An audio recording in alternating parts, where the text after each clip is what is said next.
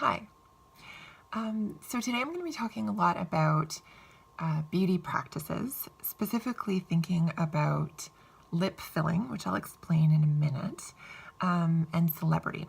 And so the reason that I'm interested in thinking about beauty practices is because beauty practices have actually held pretty steady, particularly Western beauty practices, for the last 30 to 50 years. And it's recently, because of social media, that the practices, we see them as starting to shift. And they're shifting in ways that have made them more exposed and outright discussed. Usually, beauty practices are filled with concepts of shame.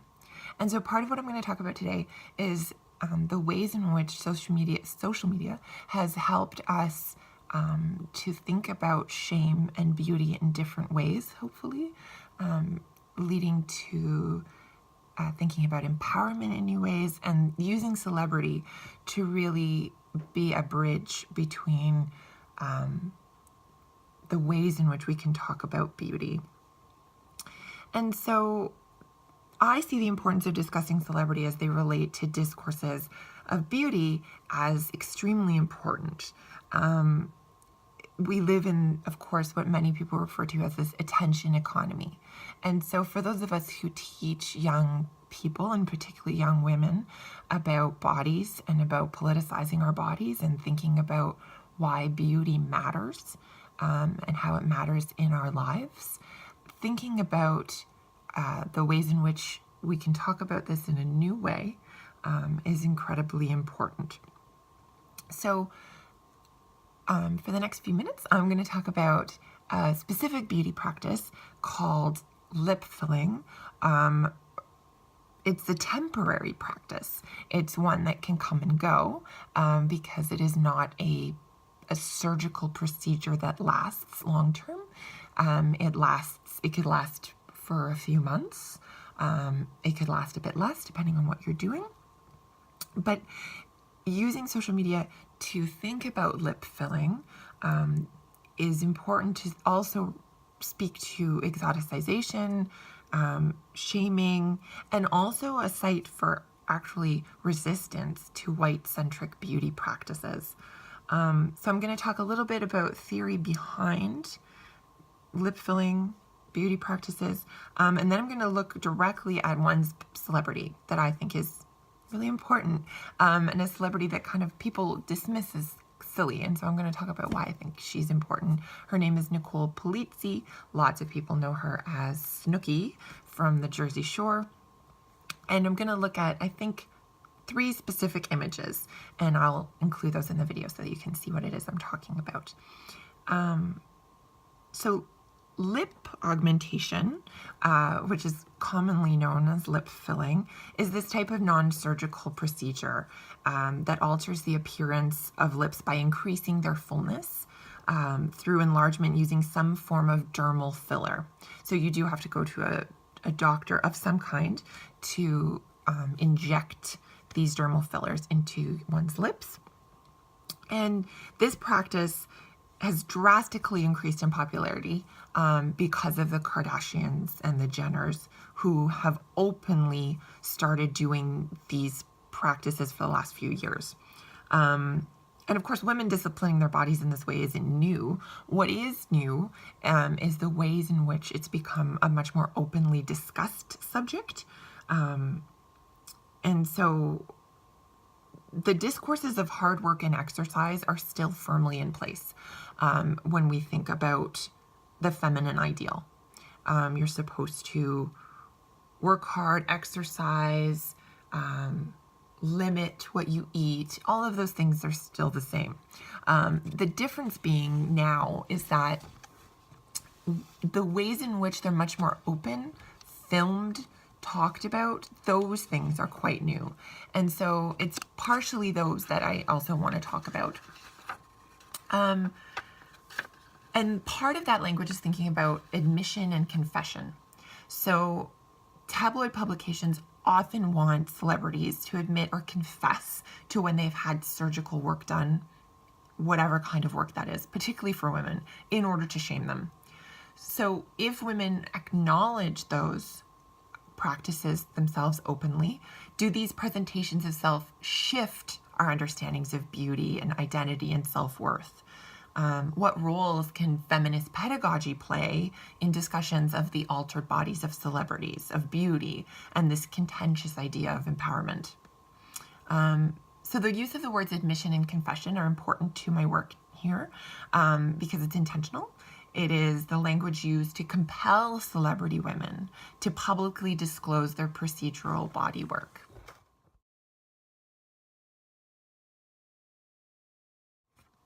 So the ways that we can talk about shame are really important. Shame is really connected to our social media feeds, actually.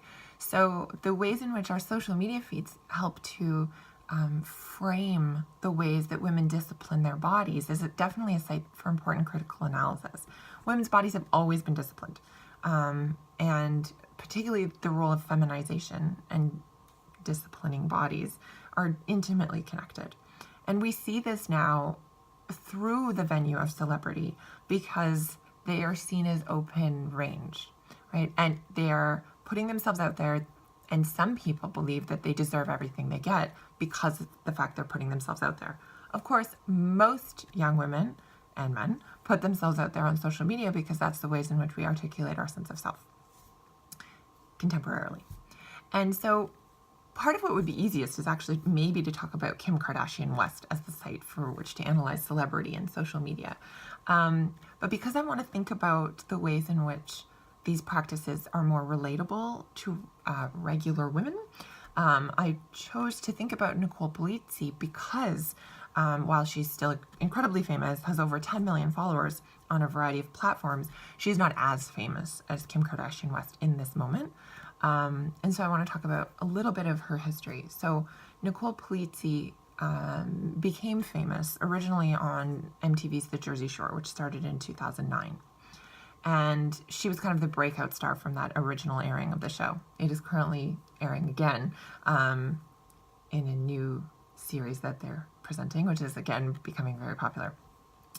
So she rose to fame on MTV's The Jersey Shore. She was brash, she was outlandish, she was sexual, and she was kind of referred to as a sloppy mess because she was funny, but she was overtly sexual. And as the show ended, she focused on her business side of her tanning lines. She had another spin-off with another cast member, but she also got married and had 2 children. And her celebrity presence really is found online.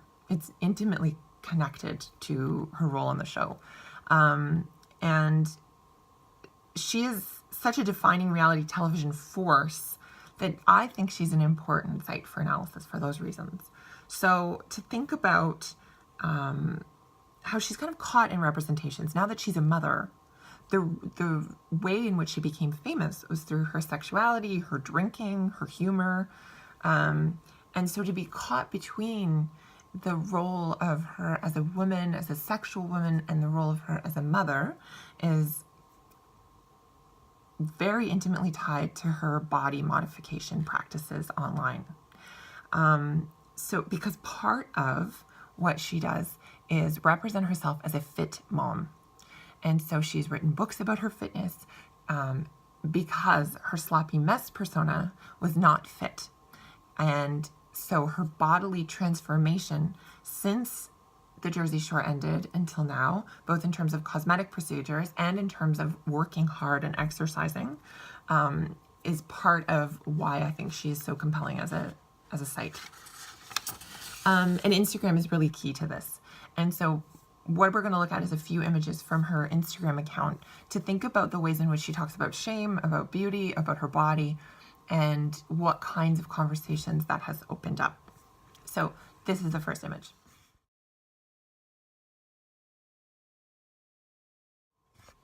So the caption in that photo states, "Making my lips look fabulous for 2016. Thanks at Dr. Kassir for always being awesome. Hashtag mommy touch up. Hashtag no shame." Here, Polizzi anticipates that her post will garner negative reaction, and she preempts this by incorporating the inclusion of the hashtag of no shame. What is the relationship between a lack of shame and celebrity admissions of modified beauty? When we explore the online social commentary that she is offering on bodies and self-presentation, you can see the comments in that post that vacillate from deeming her as grotesque. Leave your face alone. You look inhuman, to desirous. You inspire me to be the best version of myself. The comments position Polizzi's choice to modify her lips as grotesque, yet compelling, and also beautiful and empowering. So that contrast is really interesting to consider. When we think about grotesque, when we think about beautiful, we usually don't pair those things together. And the ways in which celebrities make themselves seemingly available and therefore always open to commentary, both adoration and criticism, helps to fuel the ways in which shaming online becomes normalized.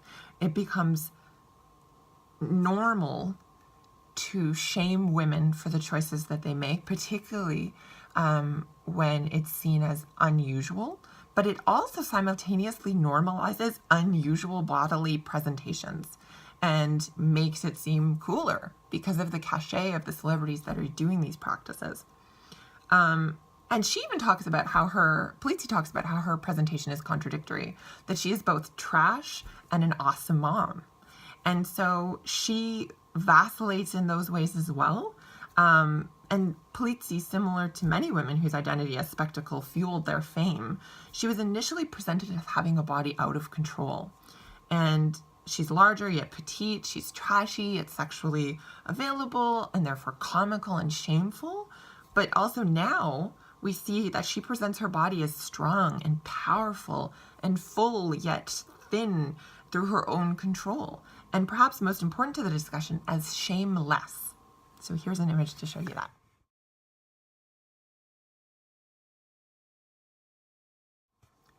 So it could be argued that Polizzi's presentation of self speaks directly to a post-feminist cultural moment where feminine empowerment is seen to be within the grasp of online fitness inspiration, or Fitspo.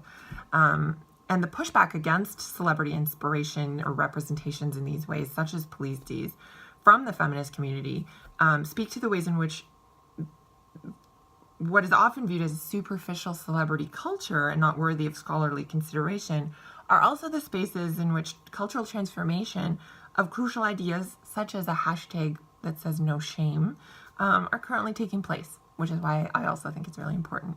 Regardless of whether Polizzi would identify herself as a feminist or as a member of the Fitspo community or so on, I see the ways in which she characterizes herself as shameless as worthy of feminist attention.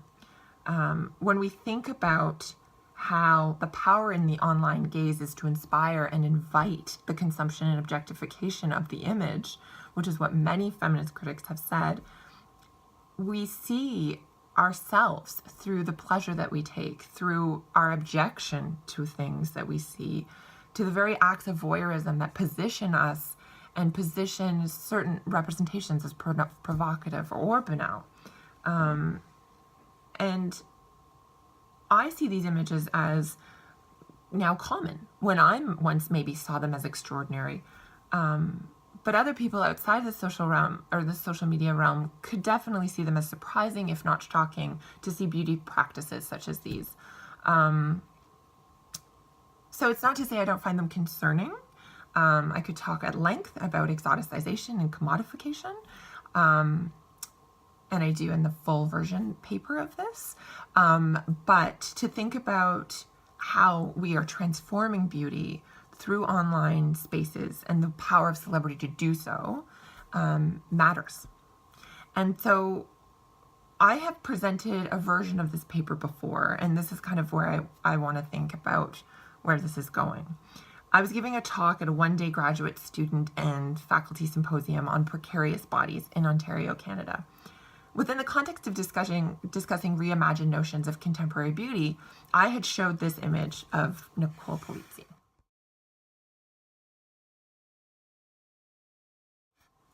This image was followed by audible laughing. And I bring this up because the response did not end with laughing.